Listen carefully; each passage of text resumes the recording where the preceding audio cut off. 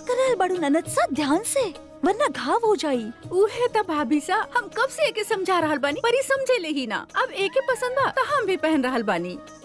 देखा था संबंध का जुड़ गई, तू दोनों में अचानक इतना प्यार। ऐसा नहीं तो बहल रहे जोधा के साथ भी। ठीक ओकरा विवाह के पहले सुकन्या के प्रेम जागल रहे ओकरा खातिर। अब रहुआ हमसे कुछ ना छीन पे जोधा जीजी, हम सच में बहुत खुश बानी।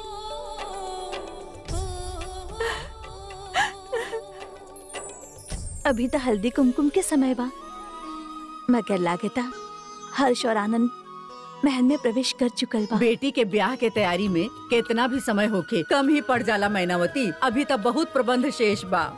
सुकन्या, तहार ब्याह भी जोधा जीजी के ब्याह जैसन धूमधाम से करब। तो करे के ही पड़ी ना दादी सा, वरना सुकन्या जीजी फिर ताना मरी है कि आप लोगन खातिर जोधा जीजी सबसे प्रिय बानी। खम्मा गनी रानी सा, आगरा से हरकारा आइल बा। जोधा ननद सा के उम्र सैकड़न बरस होखी। स्मरण कहनी ना कि उनका संदेश आ गइल, सूचना मिलल होखी, ओके बधाई भेजले होखी। बुलाई ओकरा के।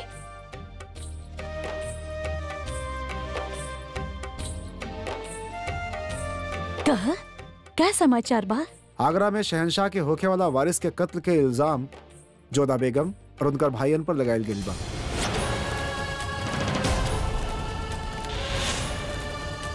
और उनके नजरबंद कर देल गइल बा।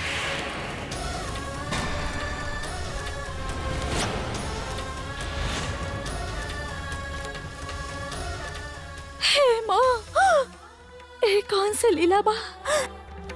एक बेटी के घर बस रहल बा तो दूसरी के उजड़ रहल बा।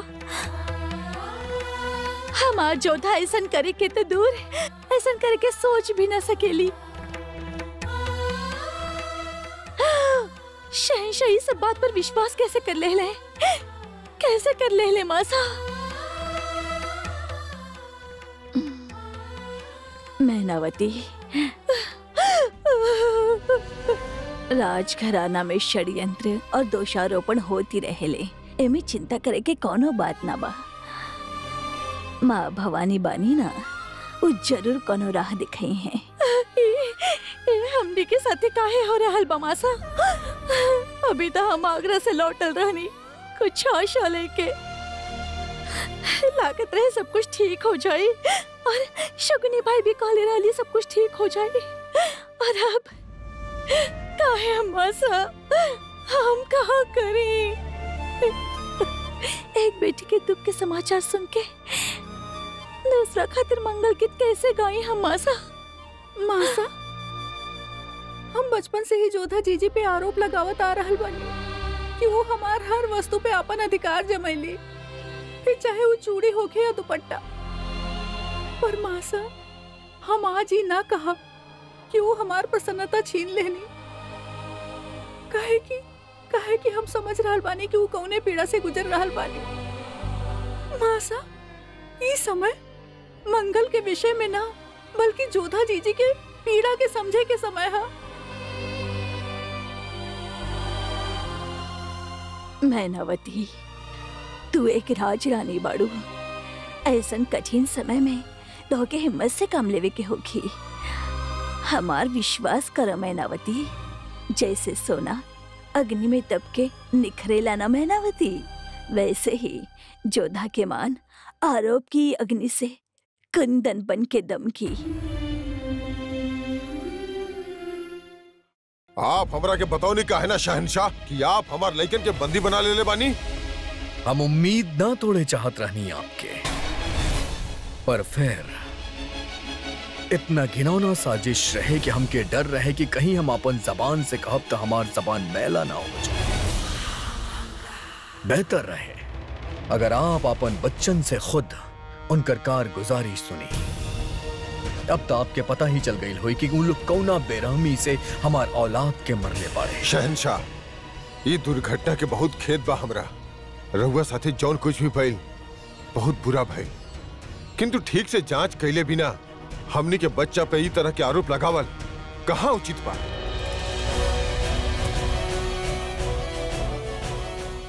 आप आमेर के राजा बानी और एक बसर ही खातिर हम आपसे तमीज से बात करता नहीं, न तो हमसे केहू सवाल करे के गुस्ताखी ना करेला।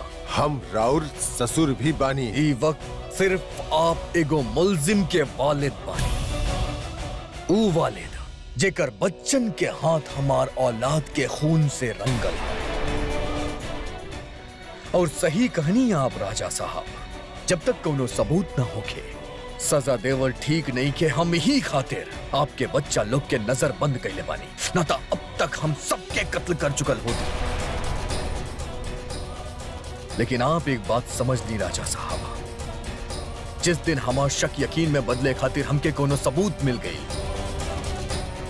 वो दिन हम आमेर के तारीख और कर किस्मत बदल दे। हम आपके भी मुजरिम समझे से चूकब ना राजा साहब।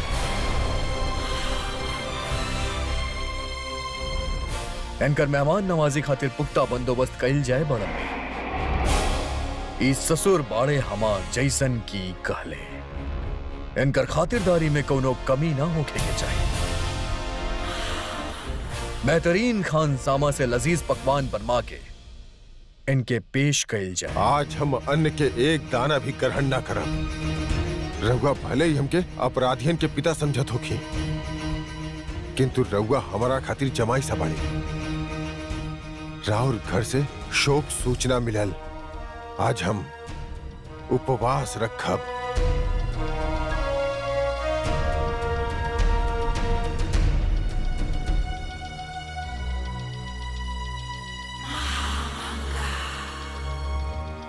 आप मुस्कुरात कहाँ हैं बानी बड़म्मी? आपके तमाचा की वजह से आमेर के राजा बहारमल के गाल पे जिलाली उभर के आयल रहे। आपके देख के मुस्कुरात रहनी। शहंशाह वाह, एक एक कहले तमाचा, ना हाथ उठल ना आवाज आई।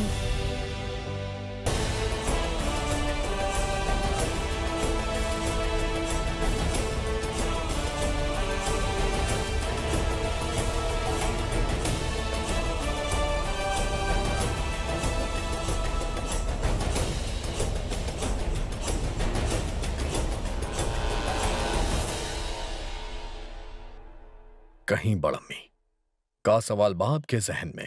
दीवाने खास में शहंशाह के हुक्म काटल अदब ना, ऐसे हम रउआ से कुछ ना कहनी, लेकिन यहाँ अपन बेटा से अकेले में कुछ पूछे चाहब।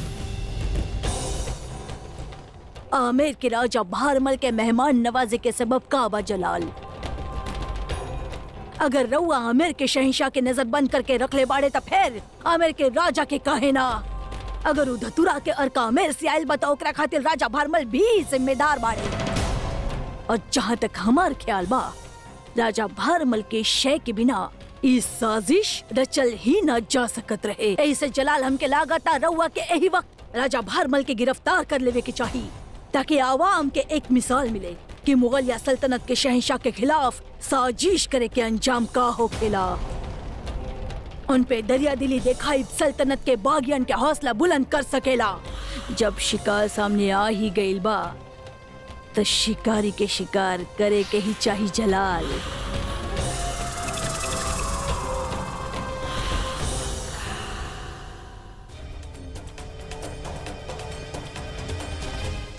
बापू साहब, हमके आपके हिरासत में लेवे के कोनो अफसोस नहीं के, आपके बिना होके के चाहिए। आपके बच्चा लोग मुजरिम बाड़े हैं। आप आमेर के राजा बानी, औदा बड़ा बता सजा भी बढ़ हुई। जब तक ये मामला के कोनो फैसला ना हो के आपके बच्चा लोग नजरबंद रही हैं और आपके हिरासत में लिहल जाइए।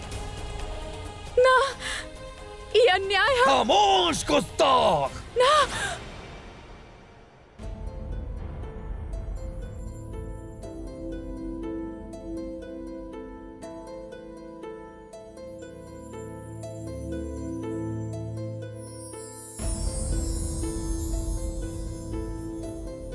कितना भयानक स्वप्न रहे।